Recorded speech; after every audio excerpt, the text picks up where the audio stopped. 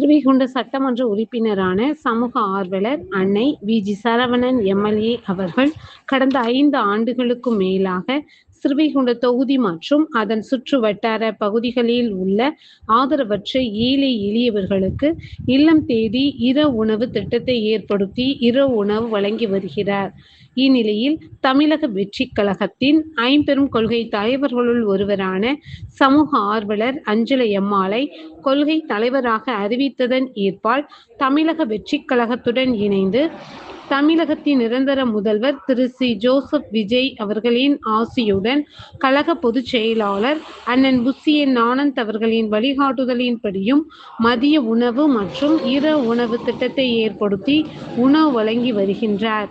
25/7/2026 அன்று ஸ்ரீவைகுண்டம், கோட்டைக்காடு, உண்டியலூர், ஏரல், கீழமங்கலக்குறிச்சி, சிறுதொண்டநல்லூர் ஆகிய பகுதிகளில் உள்ள ஆதரவற்ற ஏழை எளியவர்களுக்கு மதிய உணவும், அண்ணா நகர், கொட்டாரக்குறிச்சி, ஆறுமுகமங்கலம், அரசன்குளம், மாரமங்கலம், இடையர்காடு, தளவாய்புரம், சம்படி, சம்படி காலனி, மேலச்சம்படி மற்றும் அதன் சுற்று வட்டார பகுதிகளில் உள்ள ஏழை எளியவர்களுக்கு இரவு உணவும் தமிழக வெற்றிக் கழகம் தூத்துக்குடி மேற்கு மாவட்டம் ஸ்ரீவைகுண்ட சட்டமன்ற உறுப்பினரான சமூக ஆர்வலர் அன்னை வி.ஜி. சரவணன் எம்.எல்.ஏ. அவர்களின் சார்பில் அன்று 218 நபர்களுக்கு உணவு வழங்கப்பட்டது.